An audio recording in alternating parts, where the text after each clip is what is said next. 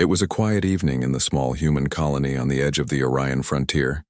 The settlement was young, made of simple metal houses built against the dry red ground. Most people were resting after long hours of work. The stars outside shone, brighter here than anywhere else because there was no large city light to cover them. Ethan Cole sat alone in his room. He was an engineer, a man who liked machines more than people. He was busy checking the settings of a small drone he had been repairing. The hum of its motor was the only sound in his home. He liked silence. Silence meant safety, and safety was rare in the frontier. Then came the knock. It was not a soft knock. It was firm, clear, almost demanding. Ethan frowned. Few people ever visited him. He placed the drone down and stood slowly. His eyes went to the doorway. He expected maybe a neighbor or a messenger from the central hub. When he opened the door, he froze. There she was. A stranger stood at his doorway, tall and proud, her eyes sharp and filled with something Ethan could not name. She looked almost human, but not quite. Her skin carried a faint silver shade, and her hair shimmered as though light passed through it. She leaned slightly against the frame, her arms crossed, her grin bold and challenging. "Well," she said. "Say something." Ethan's mouth opened, but no words came out. He had lived on this colony for 6 years, and in that time he had seen no one like her. She was not from the colony, that much was certain.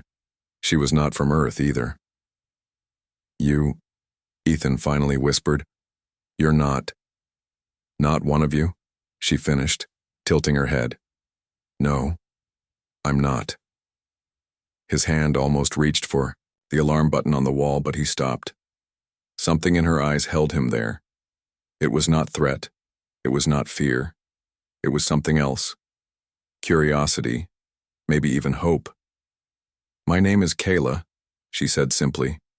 "I need your help." Ethan had never thought of himself as special. He was just an engineer, fixing broken machines, making sure the colony's power lines ran smoothly, ensuring the drones could still map the dry lands.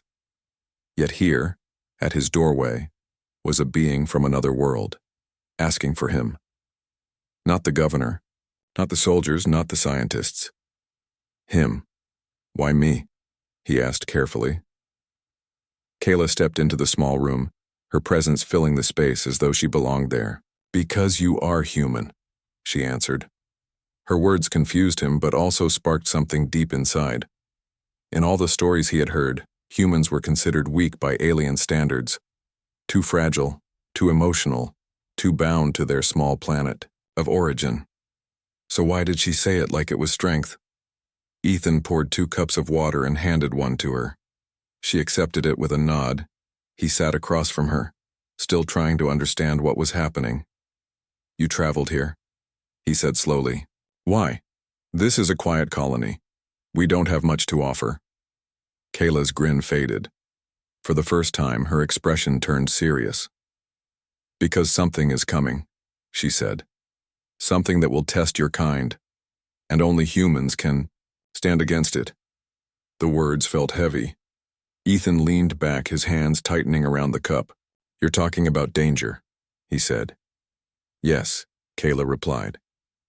"A danger older than my people, older than yours. A shadow that moves across stars. My kind call it the silence. It comes without warning. Planets fall quiet, cities vanish, voices are erased. We don't know what it is. We only know it cannot be stopped by us." Her eyes locked onto his. "But your people are different. You survive things that should destroy you. You grow stronger where others fade. That is why I came." Ethan almost laughed, but he saw the truth in her eyes. She was not joking. She truly believed humans had something her own people did not. "I'm just one man," he said. "What can I possibly do?" Kayla leaned forward. "Sometimes one human is enough." The night grew colder outside. The colony's lamps flickered in the distance, guarding the borders of their small world. Inside Ethan's room, the air was heavy with silence and decision. He wanted to refuse, He wanted to push her out, close the door, and return to his machines. But something in his heart stirred. It was the same feeling he had when he first left Earth to join the colony. Fear mixed with wonder, and a strange call to step forward. Kayla watched him closely, reading his silence. She spoke again, softer, this time. "If you do not help, your colony will be the first to fall." Those words broke the last of his resistance. He set his cup down and stood. "Then tell me everything," Ethan said. "Start from the beginning." Kayla's story was long, stretching far across the stars. She spoke of her world, a place of silver forests and oceans that reflected the skies. Her people had advanced far beyond humans in knowledge and design. They built great ships, forged strong alliances, and yet none of it saved them. The silence had come to their outer colonies first. Entire stations went dark. Fleets vanished. No survivors, no messages. Her people tried to fight, but weapons failed. They tried to flee, but the silence followed. Desperation spread like fire, then came the prophecy. An old record forgotten in their archives spoke of another race, a race that would survive when all others fell. The words were vague, but they pointed to Earth. They pointed to humanity. Kayla had been sent to find proof, and now, standing in Ethan's home, she believed she had found it. Ethan listened, his mind struggling to accept it all. He was no hero. He was no soldier. He was a man who repaired drones. Yet Kayla looked at him as if he carried the strength of all humanity in his hands. "You should speak to the governor," Ethan said finally. "He leads the colony." Kayla shook her head. "Leaders think of walls and orders. I need someone who thinks of survival, someone who fixes what is broken." Her eyes met his. "That is you." Her words hit him harder than any command could. The night passed slowly. Kayla remained in his home, explaining details, answering his endless questions. Ethan took notes, his engineer's mind organizing every piece of information. The more he learned, the more real it became. When the first light of dawn touched the red ground outside, Ethan knew his life had changed forever. He was no longer just a man in a colony. He was part of something much greater. Kayla stood by the doorway again, her bold grin returning. "So," she asked, "will you help me?" Ethan took a deep breath. He remembered her first words. "Say something." Now he had his answer. "Yes," he said. And so it began. A quiet engineer, a bold alien visitor, and a shadow moving across the stars. Humanity's place in the galaxy was about to be tested.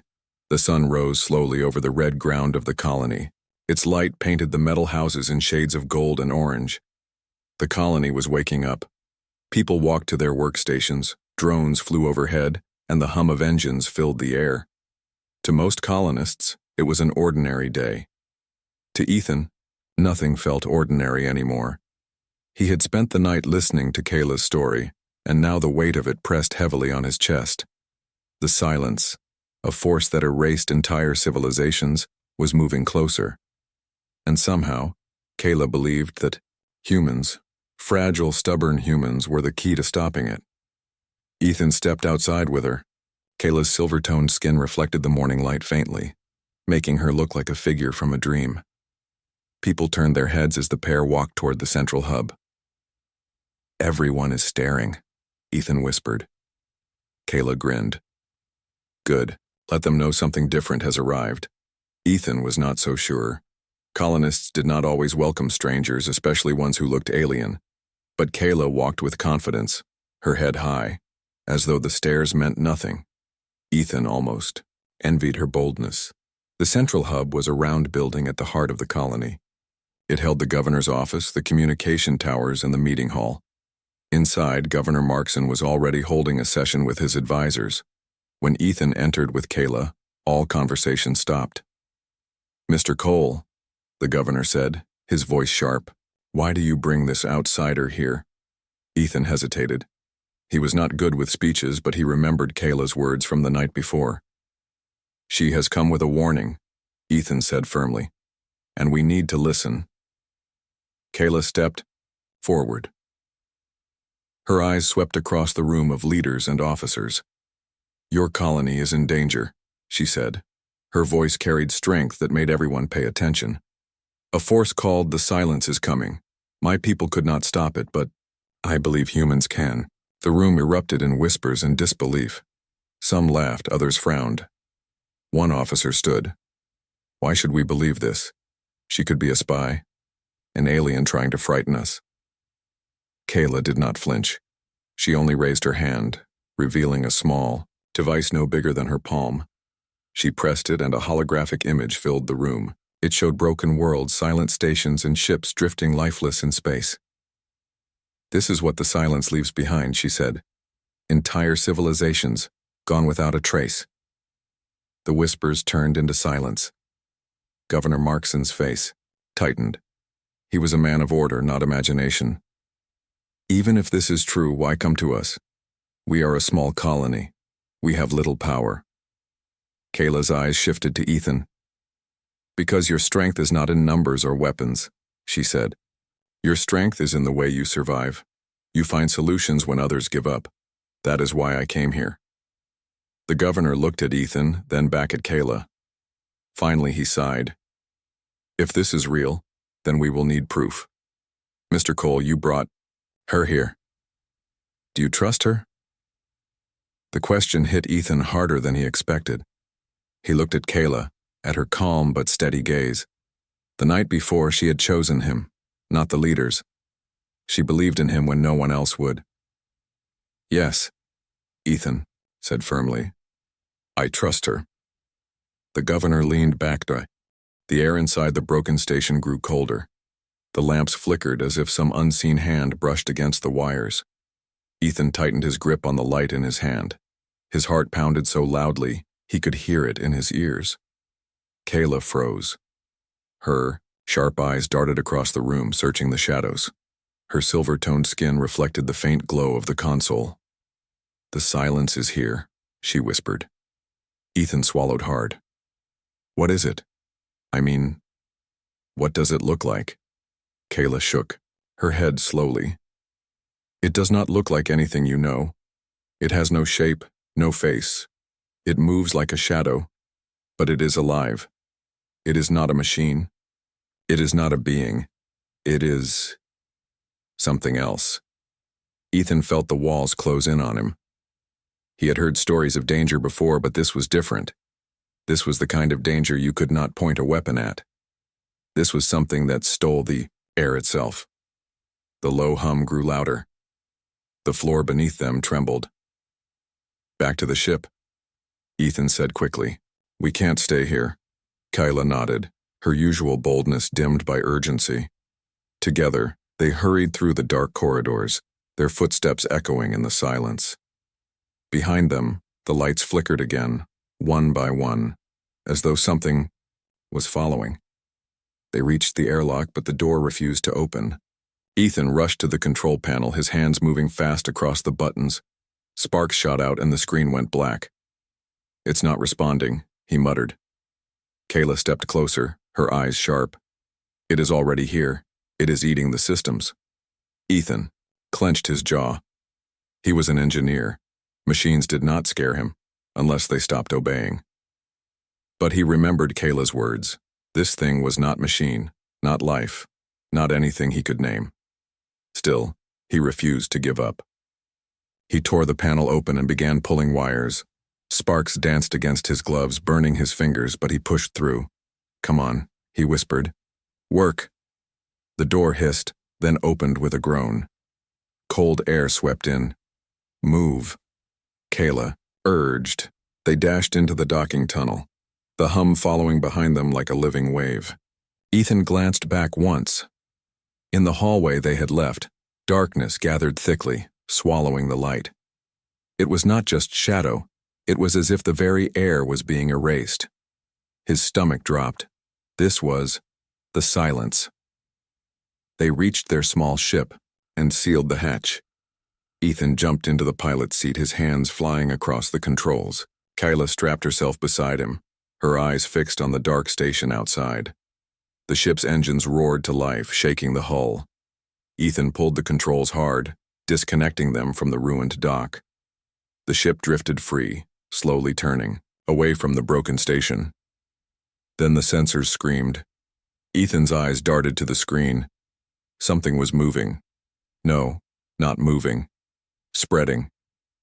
The station itself was being covered by blackness, as if invisible ink spilled over its surface. Kayla's voice was steady but heavy. "It is feeding." Ethan pushed the thrusters. "Not on us, it isn't." The ship shot forward, leaving the ruined station behind. But the shadow followed. It did not move like a ship. It stretched, twisted, and flowed, faster than Ethan expected. Hull shook violently. Warning lights flashed. "It's catching up," Ethan shouted. Kayla gripped the armrest. "Then do what humans do best." "What's that?" "Run." Ethan pulled every bit of power into the engines. The small ship groaned, shaking as though it would break apart. The stars outside blurred as they sped forward. Still, the shadow followed. It was patient, endless, like a storm that never tired. Ethan cursed under his breath. "We can't outrun it forever." Kayla leaned toward him. "Think. You repair machines, yes? Then find a way to break it." Her words cut through his panic. He forced himself to breathe and focus. He had no weapons, no soldiers, but he had machines, tools, and his mind. His eyes scanned the ship's controls. "It feeds on energy, right?" he asked. Kayla nodded quickly. "Yes, it eats the power of systems, of life, of sound." "Then maybe we give it something to eat." Ethan rerouted the ship's core, diverting excess power into the rear thrusters. He set the overload to release in a single burst. Kayla's eyes widened. "You'll burn the engines." Ethan gave a thin smile. "Better the engines than us." The shadow drew closer, stretching long tendrils toward the ship. Ethan waited, his hands tight on the controls. "Now!" he shouted. He triggered the release. The engines exploded with a blinding flash of energy. The ship lurched forward violently, nearly throwing them out of their seats.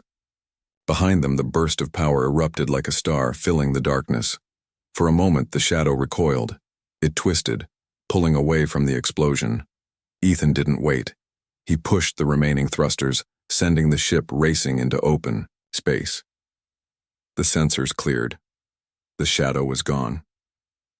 Ethan slumped in his seat, sweat running down his forehead.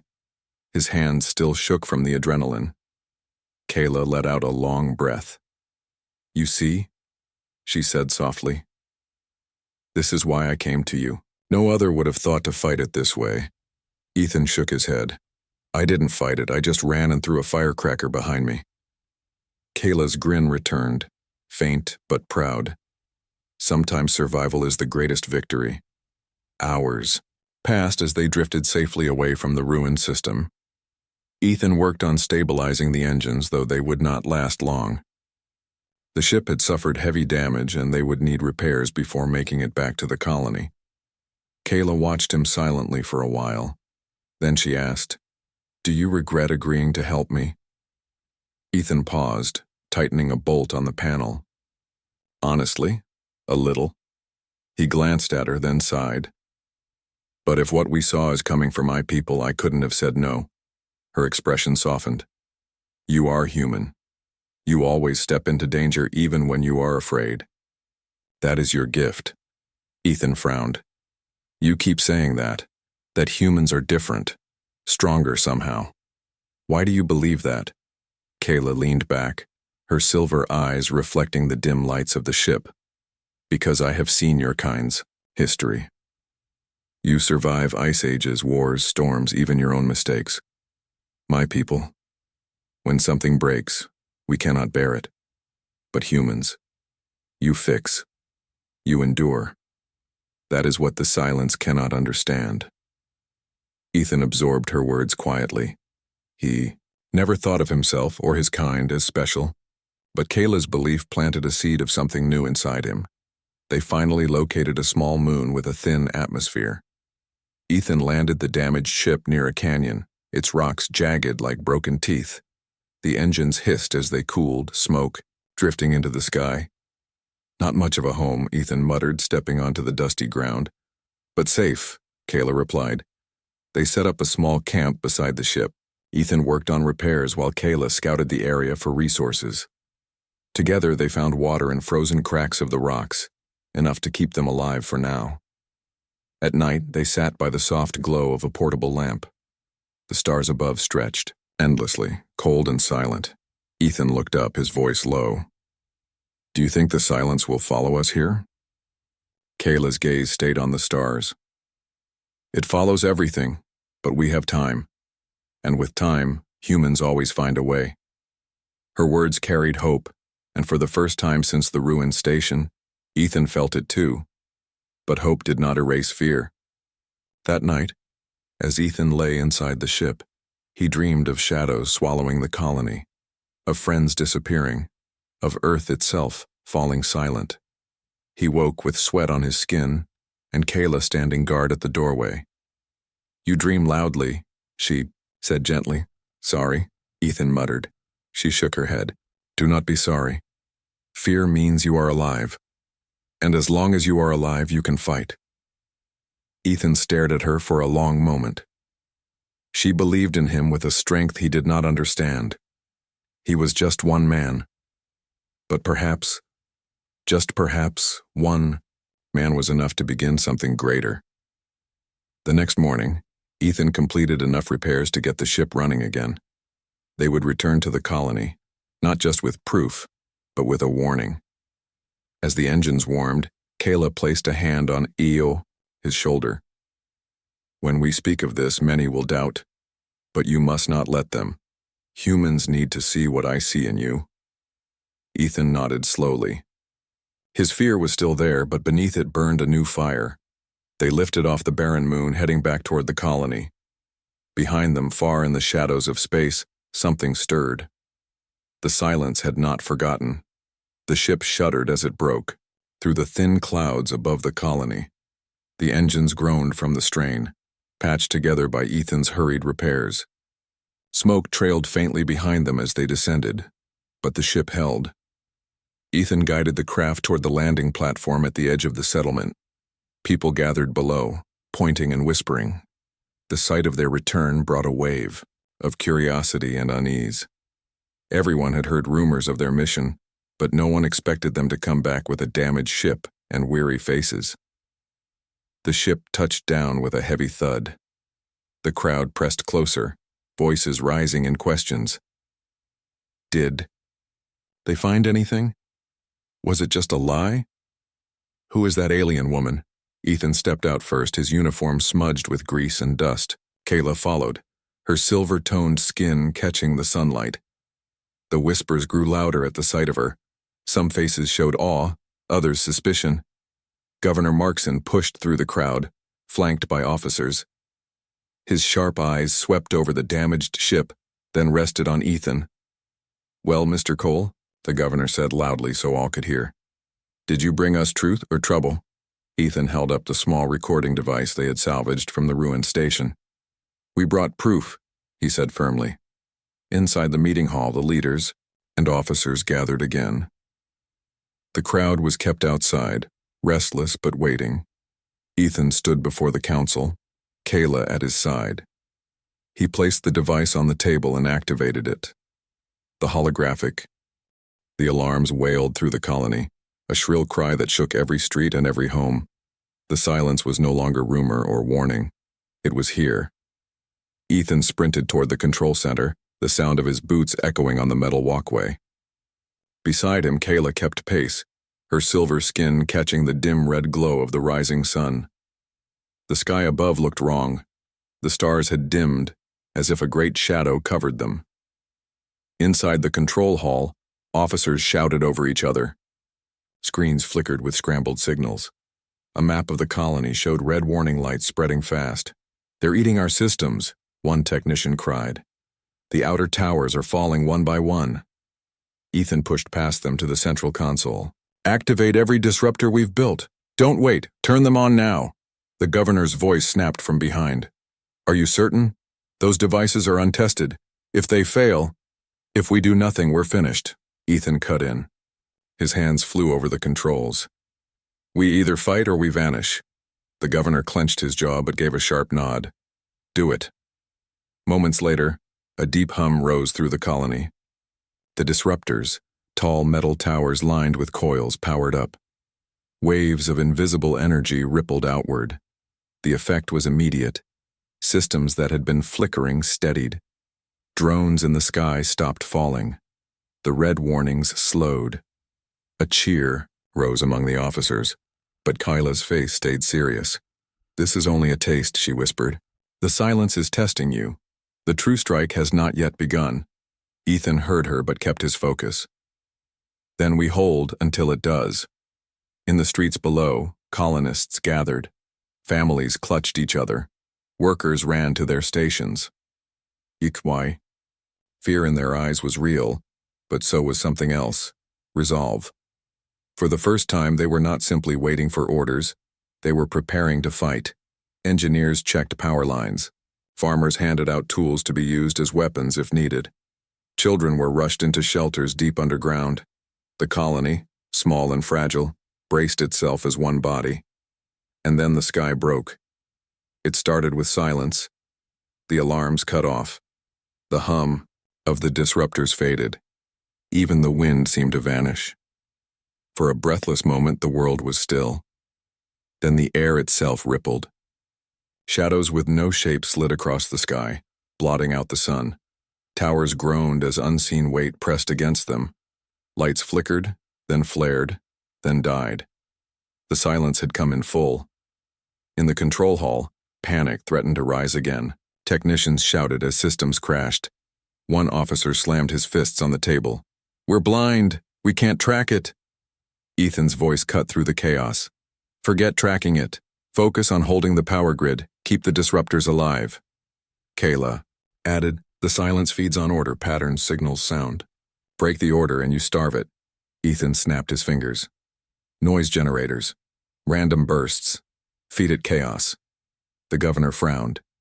"Chaos? That's your grand strategy?" "Yes," Ethan said firmly. "It doesn't know chaos. It can't eat what has no shape." Reluctantly, the governor gave the order. "Do it." Within minutes, loudspeakers across the colony blasted random bursts of static, broken tones, and irregular beats. Drones released flashes of light in patterns, with no rhythm. Machines churned out nonsense signals. The effect was strange, unsettling, but it worked. The pressure on the towers eased. Power grids steadied again. Kayla watched, her eyes wide. "It's confused. You're forcing it to stumble." Ethan's chest heaved, sweat on his brow. "Then we keep pushing." But the silence was learning. As the hours passed, new attacks came. Power drained in sudden bursts, vanishing into nothing. Entire buildings went dark. Drones collapsed mid-air. Worst of all, parts of the colony simply disappeared. One moment, a storage shed stood near the edge of the settlement. The next, it was gone. No rubble, no explosion, just empty ground where it had been. Screams echoed. People clung to each other, terrified that they might be next. Ethan's voice came over the loudspeakers again. "Hold your ground. Stay near the disruptors. Do not give up." The colony fought not with weapons but with stubborn will. When one disruptor failed, workers risked their lives to repair it under the darkened sky. When buildings vanished, survivors gathered the remaining supplies and carried them to the shelters. When systems crashed, engineers rewired them by hand. Every act of resistance, no matter how small, slowed. The silence. Kayla stood at Ethan's side through it all. "I have never seen such defiance," she whispered. "My people, when it came, we hid, we prayed. But humans, you fight with everything, even when you should have nothing." Ethan looked at her, tired but unbroken. "We don't know how to quit." By the second night, the battle had reached its peak. The colony was battered, power stretched thin but still standing. The silence pressed harder, its shadows filling the sky. The stars were gone. In the control hall, officers slumped at their stations. The governor's face was lined with exhaustion, but Ethan still moved from console to console, refusing to rest. Suddenly, Kayla grabbed his arm. "It's changing. It's focusing on the disruptors. If they fall, all else will follow." Ethan's mind raced. Then we protect them at all costs. We need a shield. The technicians looked at him blankly. A shield? We have no weapon strong enough. Not weapons, Ethan said quickly. Energy feedback. If it touches the disruptors, we feed it back its own hunger. A loop. Kayla's eyes widened. You mean, make it consume itself? Exactly. The work began at once. Engineers rewired the disruptors, connecting them to the colony's entire grid. Cables stretched across streets, sparking in the night. Volunteers carried parts, tools, even their own small generators to feed the system. Everywhere, people worked side by side. No one was too old, too young, or too tired. The colony became one great machine, every person a part of it. Finally, the shield was ready. Ethan stood at the console, hands trembling. This is it. If this fails, we're done. The governor stepped forward. For the first time, his voice was not cold but steady. Do it. Ethan threw the switch. The colony roared to life. The disruptors pulsed, brighter and louder than before. A wall of energy spread outward, wrapping the settlement in a shimmering shield. The silence struck. At once, shadows slammed against the barrier. Towers shook. The air rippled with unseen force. For a moment it seemed the shield would break. Sparks flew. Systems screamed under the strain. Then the feedback loop engaged. The energy fed back into the silence, twisting its attack upon itself. The shadows writhed, rippling in confusion. The sky itself seemed to tear and fold. Kayla's voice rang out. It's working! The officers cheered. People in the streets raised their voices. For the first time, hope was louder than fear. The battle lasted until dawn. When the sun finally rose, its light spilled over a battered but unbroken colony. The shield still hummed faintly. The disruptors still stood and the people still lived. The silence had withdrawn, its shadows retreating back into the dark sky. Exhausted cheers spread through the streets. Families embraced. Workers collapsed where they stood, smiling through tears. In the control hall, Ethan leaned against the console, barely able to stand. Kayla supported him, her silver eyes bright with pride. You did it, she whispered. Your people did it. Ethan gave a tired smile. We only bought time, it'll be back. The governor approached, his voice quieter than ever before. You saved us, all of us. I was wrong to doubt. He looked at Ethan with respect. What do we do now? Ethan straightened slowly. His eyes were weary, but his voice was firm. Now, we prepare. Next time it will be stronger. So we must be stronger too. Kayla nodded. This was only the first battle. The war has yet to come. Ethan looked out the window at the rising sun, casting light on a colony that still stood against the impossible. We'll be ready, he said softly. And for the first time, he truly believed it. The colony lay quiet after the first victory, but the silence was uneasy. Everyone knew it was not the end. The battle had only delayed the threat. The silence would return. Ethan walked slowly through the damaged streets. Broken towers leaned against the morning sky. The ground was scarred from vanished buildings. Families cleared debris together, refusing to give up. He admired them. Their courage was the only reason the colony had survived. Beside him, Kayla kept her silver eyes on the sky. It is not finished, she said softly. The silence will come again, stronger, smarter. Ethan nodded. That's why we can't wait. We need to take the fight to it before it swallows everything. The governor called a meeting that night. Leaders, engineers, farmers, workers, and even children gathered in the central hall. Every seat was filled. Some stood in the aisles, too restless to sit. The governor raised his voice. We survived one attack. That alone is a miracle. But Ethan says this enemy will return. Do we believe him? Murmurs ran through the crowd. Faces turned to Ethan. He stood, shoulders heavy but voice steady. I wish I was wrong, he said. But you all saw what happened. The silence learns. It studies us. Next time, our shield might not work. We can't just wait here hoping it forgets us. Kayla stepped forward beside him. My world waited. We thought hiding would save us. It did not. We lost everything. Do not make the same mistake. A farmer spoke from the crowd. Then what do? We can't chase shadows. Ethan's eyes sharpened. No, but we can find its core. Somewhere in this system, it has a heart, something that binds it. If we strike there, we end it. The hall grew still. The thought of fighting the silence directly seemed impossible. Yet for the first time, people felt a choice. Either they waited to be erased or